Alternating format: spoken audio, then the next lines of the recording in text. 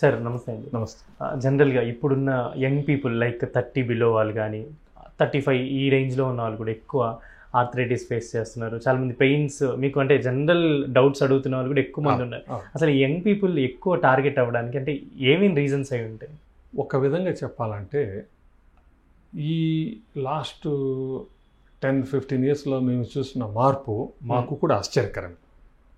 ఒకప్పుడు జనరల్గా మేము ఏమనే వాళ్ళం అంటే ఓల్డ్ పీపుల్కి అరుగుతాయి, వయసుతో పాటు అరుగుతాయి, బాగా లావుగా ఉన్న వాళ్ళకి ఎక్కువ అరుగుతాయి, లేదు ఎక్కువ బరువులు ఎత్తి హెవీ మాన్యువల్ లేబర్ చేసో దెబ్బలు తగిలి వాళ్ళకి ఎక్కువ అరుగుతుంది. ఈ లాస్ట్ 10-15 ఇయర్స్ నుంచి మామూలుగా యంగ్ పీపుల్, సన్నగా ఉన్నవాళ్ళు, దెబ్బలు తగిలిన వాళ్ళు చాలామందికి అరుగుతున్నాయి. చాలామందికి 40 ఏళ్ళకే రీజనబుల్ అరుగుదల వచ్చి ఉండడము, కొంతమందికి 45-50 ఏళ్ళకి పూర్తిగా అరిగిపోవడం కూడా.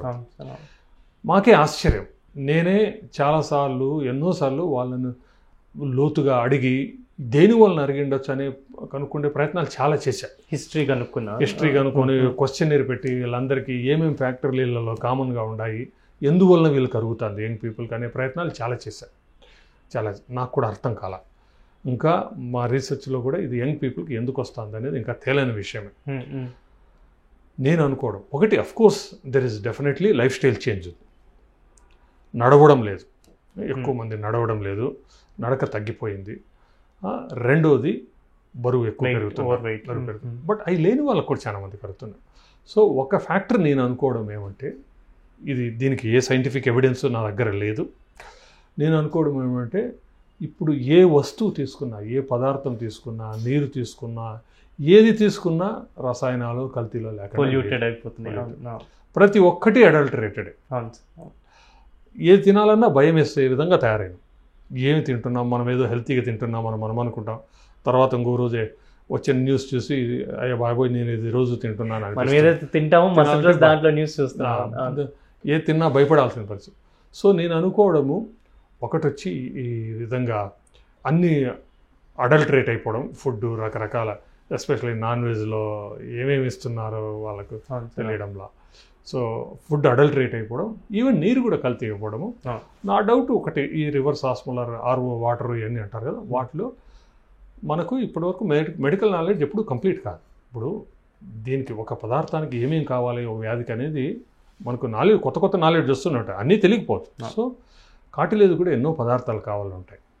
సో ఈ ఆర్ఓ వాటర్ ఇవన్నీ తగిలినప్పుడు చాలా పదార్థాలు నార్మల్గా గ్రౌండ్ వాటర్లో ఉండే పదార్థాలు ఫిల్టర్ అయిపోతున్నాయేమో, వాటికి కావాల్సిన పోషక పదార్థాలు మన శరీరానికి చేరడం లేదేమో అని నా ఉద్దేశంలో ప్రాబబ్లీ ఇది కంట్రిబ్యూటింగ్ లాట్ ఆఫ్ ఫ్యాక్ట్. ఇంకొక చిన్నది ఏముందంటే, సో చాలామంది సన్లైట్కి ఎక్స్పోజ్ కావడం, ఎంగేజ్లో బోన్లు ఏర్పడే క్రమంలో సన్లైట్కి ఎక్స్పోజ్ కావడం వల్ల వాళ్ళకు బోన్స్లో కొంచెం వీక్ రావడము, కొంచెం డిఫార్మిటీ ఏర్పడడం, కొంచెం వంపు ఏర్పడడం, దానివల్ల ఎక్కువ అరగడం కూడా జరుగుతుంది. సో పిల్లలు పెరిగే వయసులో ఖచ్చితంగా ప్రాపర్ గ్రౌండ్స్ ఎక్స్పోజర్ కూడా లేదు, అన్ని అపార్ట్మెంట్స్ కల్చర్ అంతా మారిపోయింది. ఫిజికల్గా యాక్టివ్గా ఉండాలి, అట్ ద సేమ్ టైం దెబ్బలు తగిలించుకోవద్దు, సన్లైట్కి ఎక్స్పోజ్ కావాలి, బరువు పెరగకుండా చూసుకోవాలి. ఈ విధంగా ప్లస్ ఆహారము వీలైనంత వరకు, ఇప్పుడు మన చేతుల్లో లేదు, మనం ఎన్ని ప్రయత్నాలు చేసినా ఎక్కడికి పోయినా కల్తీ లేని పదార్థం లేదు. బట్ అయినా కూడా వీలైనంత వరకు హెల్తీ ఫుడ్ తీసుకునే విధంగా మనం జాగ్రత్త. మోస్ట్లీ అంటే యంగ్ పీపుల్ అంటే లైక్ ఒక 30 బిలో వాళ్ళు, లైక్ సాఫ్ట్వేర్, వీళ్ళంతా ఎక్కువ ఏమేమి ప్రాబ్లమ్స్ ఫేస్ చేస్తున్నారు? సో వీళ్ళకు రకరకాల లైఫ్ స్టైల్ ప్రాబ్లమ్స్. అఫ్కోర్స్ మోకాళ్ళ నొప్పులతో చాలా మంది వస్తారు, చాలా మంది నడుము నొప్పి, మెడ నొప్పితో వస్తారు, లైఫ్ స్టైల్. సో దాంతోపాటు ఇవన్నీ కూడా ఎగ్జాజబేట్ అవుతున్నాయి. ఎగ్జాజబేట్ అంటే స్ట్రెస్ వల్ల. ఇప్పుడు మనకు ఉన్న చిన్న ప్రాబ్లం నడుము నొప్పి ఉందనుకోండి, స్ట్రెస్ వల్ల ఇంకా చాలా ఎక్కువ ఫీల్ అవుతారు. ఒక 50% ఆఫ్ ద ప్రాబ్లం మానసిక స్థితి. దాని గురించి ఆలోచించి దాన్ని నెగిటివ్గా తీసుకొని పాజిటివ్ స్పిరిట్తో ఎక్సర్సైజు ముందుకు పోవాలని చూడకుండా దానివల్ల ఏదో మేజర్ ప్రాబ్లము, దానివల్ల ఏమీ చేయలేమనుకోండి. సో ఒకటి అంటే లైఫ్ స్టైల్ మార్చుకోవాలి, లైఫ్ స్టైల్ ఫిజికల్గా యాక్టివ్గా ఉండాలి. నా one of the favourite quotes ఏమంటే, if you don't spend time on health now, you will spend 10 times this time in hospitals later on ill health. ఇప్పుడు మీరు ఆరోగ్యం మీద మీరు సమయం కేటాయించకపోతే, స్పెండ్ చేయకపోతే, తర్వాత జీవితంతో హాస్పిటల్ చుట్టూ తిరుక్కుంటూ ఉంటారు. మీరు సంపాదించుకునేది డాక్టర్లకు, హాస్పిటల్కు సమర్పించుకుంటారు. ఇది 30 ఏళ్ల వయసులో తెలుసుకున్నోడు అదృష్టవంతుడు. 60 ఏళ్ళలో తెలుసుకున్నాక చేతులు అలాగే ఆకులు పట్టుకున్నట్టే అవుతుంది. సో నేను చాలా బిజీగా ఉంటాను. నేను దాదాపు 12 hours నాన్ స్టాప్ పని చేస్తాను. అయినా కూడా నేను ఎవ్రీ డే ఒక ½ an hour ఎక్సర్సైజ్ చేయకుండా హాస్పిటల్కి రాను.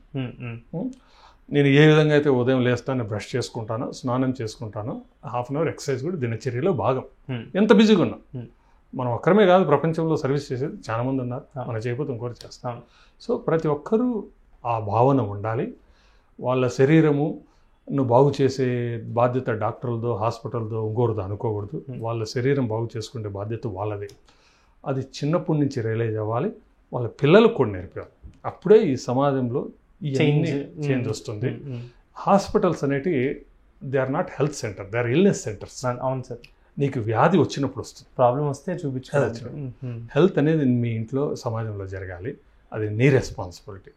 సో ఇది గ్రహించి ముందుటి నుంచే జాగ్రత్తలు పడి బ్యాలెన్స్ లైఫ్ ఉన్నప్పుడే భవిష్యత్తులో quality life. Thank you sir. Okay, నమస్తే.